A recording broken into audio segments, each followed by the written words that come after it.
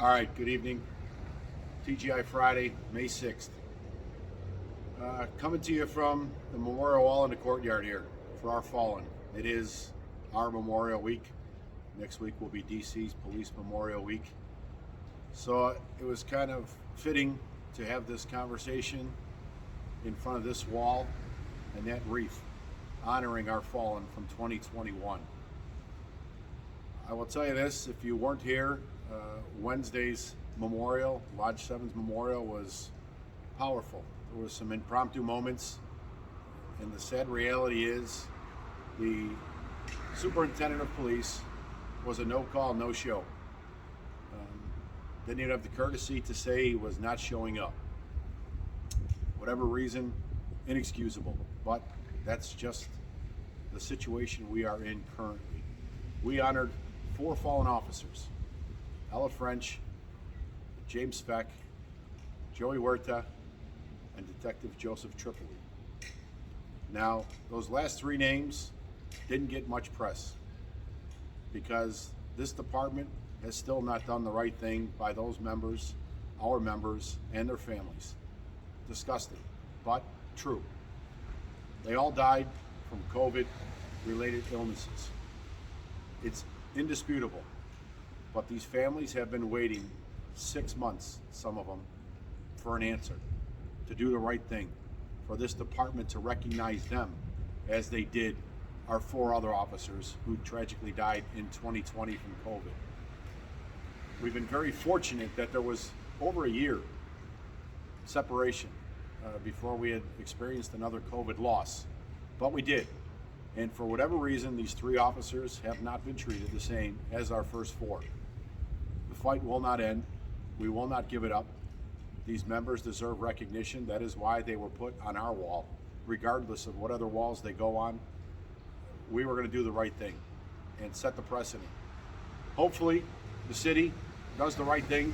They still have time. Should have been done already, but here we are.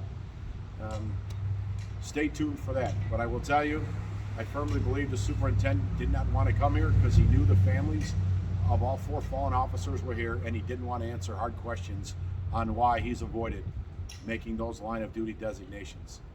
The criteria didn't change. It should have been uniform across the board, but it hasn't been.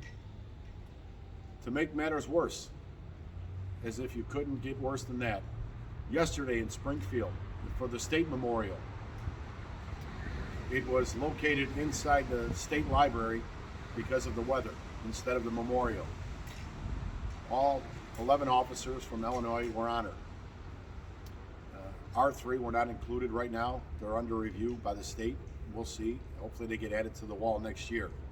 But Ella French was memorialized yesterday and honored for her sacrifice. Her mother Elizabeth was there, and regrettably, the superintendent of the police for Chicago, Ella's superintendent, was offered an opportunity to speak at that memorial service and declined. Declined. Disgusting. He should resign immediately. This needs to stop. This guy is a ghost payroller. He cares about nobody but himself, apparently, at this point, and his paycheck. We need to put more pressure. These aldermen need to put more pressure on getting him out of office, ASAP. There were several aldermen here on Wednesday, and I can tell you they were a little stunned and taken aback by the lack of respect for our fallen officers, by this department, by this superintendent, by this mayor. I'm glad the mayor didn't come to St. Jude. Nobody wanted her there anyway. She has no respect for the men and women of this police department. She don't want to admit it. The superintendent certainly won't acknowledge it because he's in the same boat. There's a reason why this lodge put forth a no confidence vote in both of them and the first deputy over a year ago, because it's truthful. Nobody has any faith in their leadership, whether it's City Hall or this police department. That's the sad reality where we're at right now. Tomorrow morning will be the Run to Remember. If you can make it, come support, cheer on, remember, help out, volunteer, or those who are participating in the walk or run, bless you for doing that. We'll see you tomorrow there. Lastly, I'll just say this. We're still waiting on a decision from the arbitrator about the COVID discipline. We were told he was going to try and get it done last Friday. Well, another week has gone by and still no answer from the arbitrator. It's beyond frustrating from the Lodge's perspective.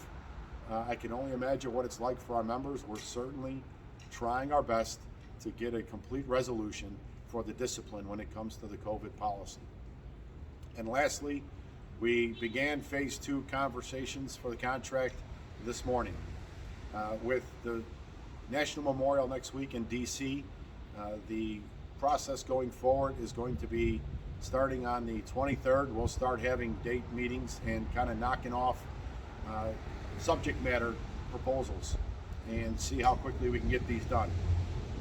Our hope is that we get at least agreements to agree or disagree on proposals, and whatever is not agreed upon goes off to an arbitrator no later than August 1st. It's going to take a couple months to decipher what that ruling and award will be when it comes to the remaining issues in the contract, but that's the goal, so we have a complete contract finished and in the books by the end of the year. That's the hope, that's the focus. With that being said, if you can make it to DC next week, it's a pretty moving experience. It starts on Thursday, goes through the weekend. There's a lot of names on that wall. They could use some volunteers. If anybody wants to come out and volunteer, there's over, I believe, 500 names because we're doing 2 years at once with all the COVID deaths. With that, have a good weekend and happy Mother's Day to our mothers, and take care.